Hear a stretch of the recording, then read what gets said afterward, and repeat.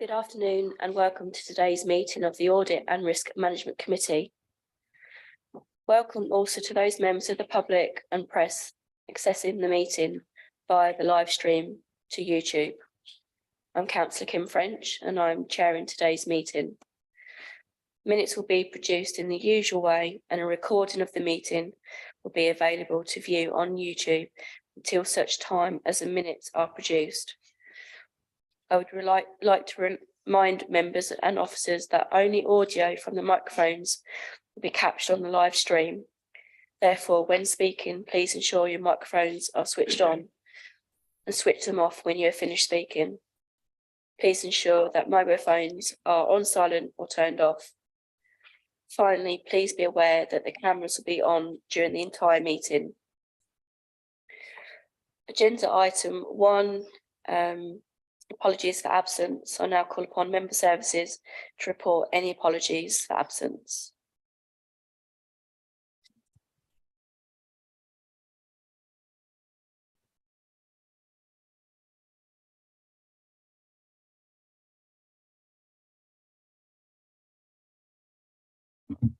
Thank you. Agenda item 2. Agenda item 2 is to confirm and sign the minutes of the previous meeting on the 6th of February 2023 as being a correct record. Do I have a proposer for these minutes, please? Councillor Benny, seconder. Councillor Mrs Davis, thank you. Does any members have any comments to make on these minutes? No. Can I have a show of hands to approve these minutes, please? Thank you, members. The minutes of the meeting on the 6th of February are agreed.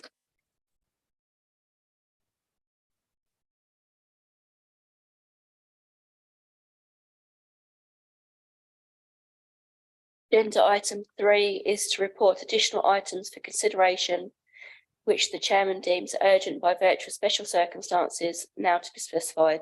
I believe there are none. Agenda item 4 is to receive any declarations of interest under the local code of conduct in respect of any items to be discussed at this meeting. If you have anything to declare, please raise your hand. No hands raised, thank you. Agenda item 5 is the external quality assessment report. Now call upon Peter Catchpole, Corporate Director of Finance, to introduce the report. Thank you, Chair. As members of the committee are aware, once every 5 years, we're required to have an external review of our internal audit. Public sector internal audit services are required to measure the extent to which they conform to the standards, and an external assessment must be carried out, as I said, every 5 years. We've had the full external quality assessment, which is attached in your pack. And, you know, I'm very pleased with that report. In typical audit style, there's only 3 grades, does not conform to the standards, partially conforms to the standards, or generally conforms to the standards. I can confirm that we got the highest rating, generally conforms to the standards in all the areas that were looked at. I'll assume that you have all read the report and been through all the standards. There were 1 or 2 actions identified, which we're going to incorporate into our internal audit action plan going forward. But generally, I'm very happy with the report and commend our internal audit service for actually doing a good job, particularly in a challenging year or challenging years that we've had, particularly with COVID and with the head of internal audit leaving in November. So I'll say no more, Chair. I'll be happy to take any questions, and I will just introduce Tammy, who's part of our internal audit team, who's here in case I don't say the right things. Welcome, Tammy. Can I have a proposer for this report, please? Councillor Mrs French, seconder. Councillor Benny or Councillor Wicks, whichever. And now open this item for discussion. Please raise your hand if you have any comments. Councillor Mrs French. Thank you. Yes, I'd just like to repeat what Peter said. Well done to the staff. It has been a very difficult couple of years. So well done for actually getting to where you are, Peter, and your staff. Any other comments, questions? Sir Benny?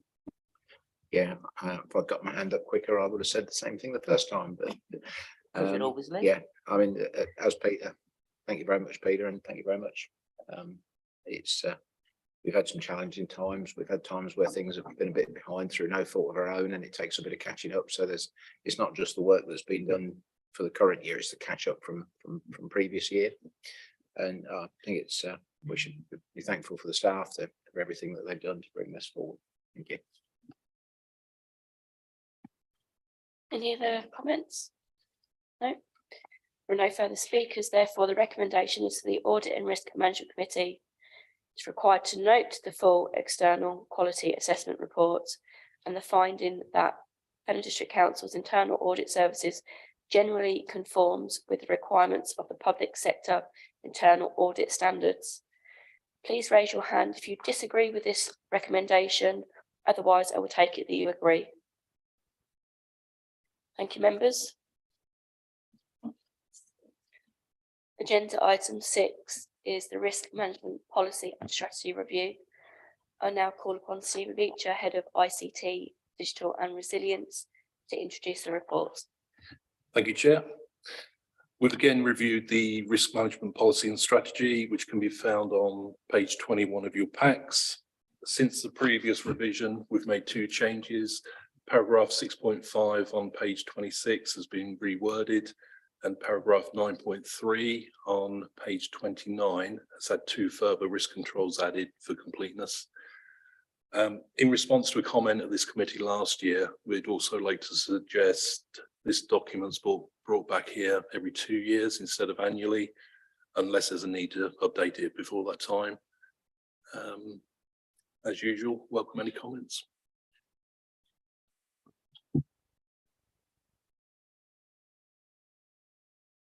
Can I have a proposer for the report, please? Councillor Wicks, seconder. Councillor Mrs. French. Now open this item for discussion. Please raise your hand if any comments. Councillor Wicks. I've got no problems with the 2-year cycle on this, but I do presume that as a risk register is a living document, that any changes that are required won't slip. They will be made at a appropriate time. Yeah, most definitely. That will stay with the same schedule. Any other questions or comments? No. There are no further speakers. Therefore, the recommendation is for the Audit and Risk Management Committee to agree the Risk Management Policy and Strategy Report. Please can you raise your hand if you disagree with the recommendation? Otherwise, I will take it that you agree. Thank you, members. Agenda item 7 is the RIPA annual update. I now call upon Peter Catchpole, Corporate Finance Director, to introduce this report. Thank you, Chair. RIPA, as you may or may not know, is the Regulation of Investigatory Powers Act, and that's not easy to say. It's intended to come to the committee every time we use the powers under that act, but it's actually, we haven't used anything under the RIPA regulations since, I think, since 2018, we haven't used the RIPA. But we are actually trying to update the report, and that policy will come back to this committee for agreement at a future date, and I think it is actually on the work plan. So, as you may or may not know, RIPA allows councils to carry out certain types of surveillance when covert surveillance is assessed as being necessary and proportionate. Examples of this are included in the report, but fly tipping is a good example of that. Good practice suggests that this committee review the operational use of RIPA, as well as undertaking any updates and amendments to the council's RIPA policy, and that policy will come to this committee in the next municipal year. As I said, the council has not used RIPA on any occasion since its activities were last reported to the Audit and Risk Management Committee on the 21st of June 2021. So that's all I've got to say, Chair. Thank you. Yeah. Could I propose for the report, please? Councillor Meakin, seconder. Councillor Benny, thank you. Now I open this item for discussion. Please raise your hand if you have any comments. Councillor Mrs. French. Thank you. I have two questions, Peter. You might not be able to answer them. I mean, obviously, we introduced this several years ago. And would you know how many times we've actually used it since we first brought this in? At 1.2 in Belgium. Nope, sorry, missed that. And the other thing is, obviously with ERP, I do know that they do a lot of surveillance, especially under benefit fraud. Does that come to you as well, or is that just ERP? My understanding is that's covered by ARP and their RIPA use and would come to the joint committee if there were any Yes, instances. that's why I was asking, because obviously it's something we repeatedly bring up about the benefit fraud. And one of the biggest ones is single occupier abuse. Single person discount, yes. Which Yeah, is, absolutely. okay, thank you. Any other comments? No? There are no further speakers. Therefore, the recommendation is to the Audit and Risk Management Committee to note the RIPA annual update report. Please raise your hand if you disagree. I take it that you all agree. No hands. Thank you very much. Agenda item 8 is a risk-based internal audit plan 23 to 24. I now call upon Peter to introduce the report. Thank you, Chair. As you're aware, we bring the draft plan to Audit and Risk every year. We're no different this year. The only difference is we're slightly different in terms of where we are resource level wise. One of the interesting things that came out of the external review was that they said to us that they thought we were perhaps doing putting too many days into internal audit for a district council of this size, which was an interesting comment. And actually, I think I can confirm that because we've had quite a lot of reports that come back with no issues identified. So I think what we're trying to do going forward, and at the moment, this plan is based on the resource level we've currently got, which is why it's a draft plan. And we are looking still to recruit or in whatever guise a head of internal audit. And we're going through some of those options now. So this plan has been put together by the team with Amy Brown and myself's input. And it is going to be reviewed by whoever we get in for the head of internal audit. And we will bring a revised plan back if need be to the next Audit and Risk Committee in the new municipal year. I should say that this has a total of 267 budgeted productive days in, which actually compares pretty well with what we've delivered in this current year. And in this current year, we're fully expecting to be completely compliant and be able to give an audit opinion. So really grateful to the team for putting this together. We are focusing now a bit more on what we consider the high risk and fundamental audits.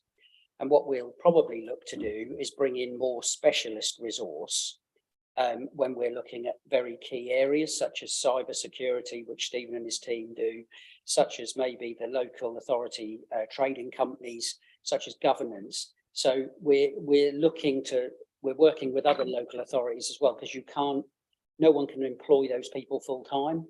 So that's a great example of perhaps looking at shared specialist resource between a number of neighbouring councils. I'm very delighted with this plan. It will achieve what we want to do, and fair play to Tammy and Laura in the audit team for putting this together. And this is only based, as I said, on a 1.6 FTE, but it will still deliver what our external audit advisor says is required from us in an audit year. I'm still open to having a head of internal audit in, and they'll come and review this. This is why I'm presenting it to you as a draft. If there are any changes needed, we'll obviously look to reflect those following feedback from yourself and an external head of audit when that person comes in. So we're looking at options to deliver internal audit next year. We've got the 1.6 FTEs recruited, and we're very happy with that. We know that will deliver a sound level of work, as they have done indeed this year. And they also get involved in other external things such as the National Fraud Initiative, etc., etc. So I think we can get back on track, because I think the internal audit team has been, like the rest of us, involved in COVID and various other things, business grants, assurance work. So I'm confident that this plan can be delivered with the resource we've got. But equally, we're open to having discussions with others about how we can further augment the resilience, the effectiveness of this plan. So I don't plan to go through it in detail. I think from my point of view, I'm very grateful for where we've got to at this point in time. Very happy to take questions, and Tammy's here to answer the tricky ones that I can't. So thanks very much. Thank you, Peter. Could I have a proposer for the report, please? Councillor Mrs Davis, seconder. Councillor Mrs French. Now, open this item for discussion. Please raise your hand if you have any comments. Councillor Mrs Davis. Yeah, I've just got one question. That's that, and I think you touched on it, Peter, that the length, the number of days given to particular audits. But and I know we've got statutory things that we have to audit for, but if we look at some of the audits that we do, if they're coming back without any recommendations for change, are these things that we could say, well, we will look at the lifespan of that, and so we won't do it annually, we'll do it every 2 years, 3 years, whatever is considered, because that would cut down quite a bit as well. I think, Councillor, that's exactly what we have been doing, and we're saying this is a risk-based audit plan. So if we've done those audits, and unless we would not do them again every year, there are some fundamentals that we want to do every year. The others, I think, will be risk-based, and if we're not finding any issues, we would park those for 2 or 3 years, unless there are any process changes or other things, external factors, something happened. So you're absolutely right, and that's how the audit plan is put together.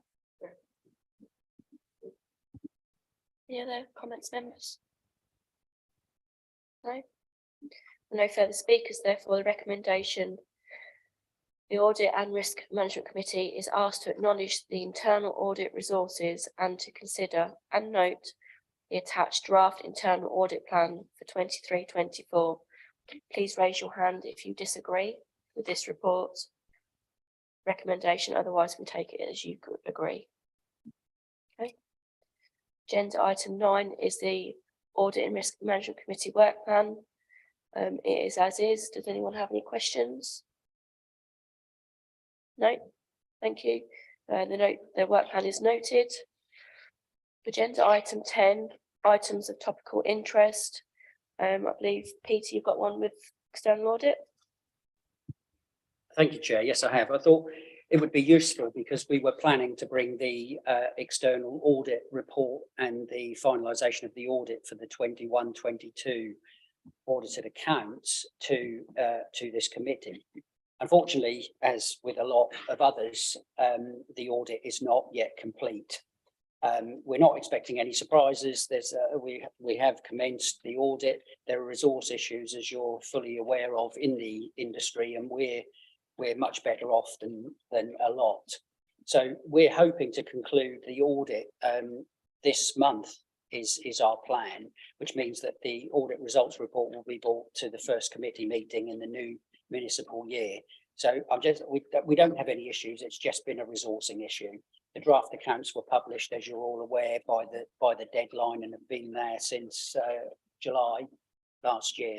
It is just working through the statutory audit, of which so far there have been no surprises. I'm not expecting any surprises. It's just a resource issue, and I can't fully blame that on the auditors. We've had some changes here. You know, our deputy chief accountant left as well, and we have a new person starting next month in that role as well. So the 21-22 will probably be finalised at the end of this month, is what we're hoping for, but we'll bring that to the committee in July. And the other thing I want to say is I've had a letter from the external auditors talking about 22-23, because obviously we're gearing up for year end as usual. So we'll be doing 22-23 as well. But the letter from the external auditors says not to expect any audit resource to look at 22-23 until 1st of November 23 at the earliest. Thank you, Chair. Thank you. Any comments, members? Yeah, just a comment. I think you've done well. We know that this industry is struggling, and I suppose we're in a much better place than some of the district councils down south. I know some of them they haven't done for years. So well done. Further comments, members? No. Agenda item 11 is items which the chairman has under item 3 deemed urgent, and there are none. This marks the end of the meeting. I declare the meeting closed. Thank you, members. Oh, that's got to be